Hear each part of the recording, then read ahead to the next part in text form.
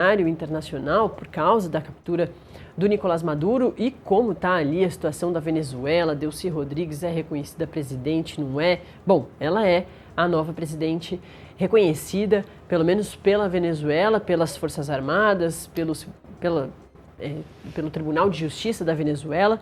Por isso mesmo a gente vai continuar falando sobre isso e agora com o professor de Relações Internacionais da Universidade de Brasília, o Roberto Goulart. Roberto, muito bom dia, prazer falar contigo, feliz ano novo, porque a gente ainda não tinha se falado em 2026.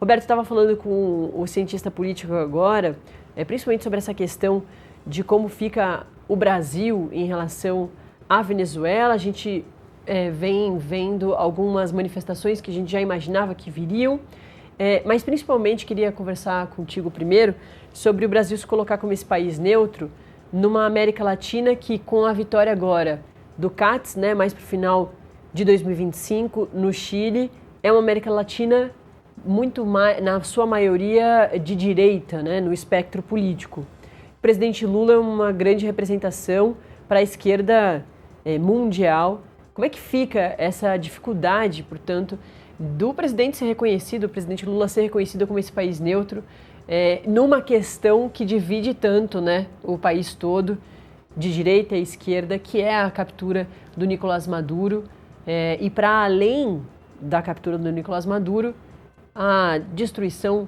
da soberania nacional de um país e também, claro, o interesse por trás disso, o interesse econômico do petróleo na Venezuela. Bom dia, Natália, é um prazer falar com você. Feliz ano novo também e para toda a sua audiência.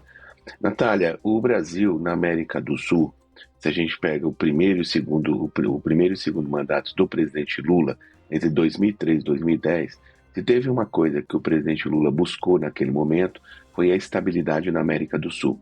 O presidente Lula, a sua diplomacia naquele momento, defendia a estabilização na América do Sul através, por exemplo, da criação de mecanismos de governança regional, que foi a construção, por exemplo, da Unasul, a União das Nações Sul-Americanas, que se constituiu naquele momento como um fórum de interlocução com os diferentes governos da América do Sul. Vale lembrar que o presidente Lula, quando eleito em 2002, o então presidente do Brasil, Fernando Henrique Cardoso, eles conversaram ali no final do ano de 2002 e o foco era a Venezuela. A Venezuela tinha sofrido, o Chávez tinha sofrido um golpe de Estado em abril de 2002, o golpe foi revertido e ao longo do ano de 2002 a Venezuela estava em turbulência. O Brasil, o presidente Lula, então, no final de 2002, envia para a Venezuela o Marco Aurélio Garcia, que viria a ser o seu assessor internacional na presidência da República. E o Brasil, já no ano de 2003, o presidente Lula já empossado, o ministro era o Celso Amorim, das Relações Exteriores, ele organiza, articula o chamado Grupo de Amigos da Venezuela. Então o Brasil conseguiu, dialogando com os Estados Unidos, com o Chile, com a Espanha, com alguns outros países da nossa região, estabilizar, contribuir para estabilizar a situação política na Venezuela. Então, aqui foi um momento muito importante. E nós sabemos que logo em seguida começou a guerra do Iraque, em março de 2003. Então, o Brasil buscava, de toda forma, se afastar da turbulência lá do Oriente Médio e trabalhar, convencer os países, alguns países da América do Sul, da importância da estabilidade. Cortando para hoje, como você bem colocou na sua questão, como que o Brasil seria visto como um país neutro, ou aquele país no sentido mais de árbitro, que possa dialogar tanto com os Estados Unidos e dialogar assim como com a Venezuela. Mas nesse momento é mais difícil, eu diria, não só do ponto de vista dos governos serem de esquerda ou de direita, mas sobretudo porque não temos mecanismos regionais em funcionamento para coordenar, ou seja, trabalhar pela governança regional. Então, o que está ocorrendo, me parece, é o contato governo a governo.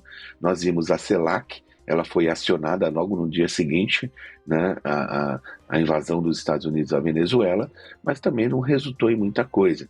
também difícil resultar. Por quê? Porque já tem alguns anos que a CELAC estava, por parte do Brasil, escanteada. Então, o Brasil voltou a CELAC em 2023. Então, neste momento, quando o Brasil aparece, enfim, ou trabalha, né?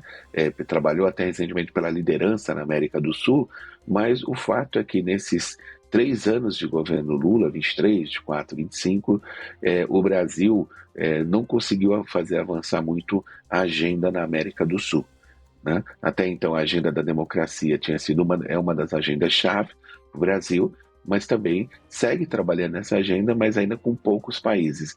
Então, uma região está num momento difícil, e eu acho que nenhum dos governos, de fato, mesmo o governo do Chile agora que vai vai assumir o governo, né, no primeiro semestre agora, o José Castro, um governo de extrema-direita, eu acho que não tem interesse em ver uma América do Sul convulsionada.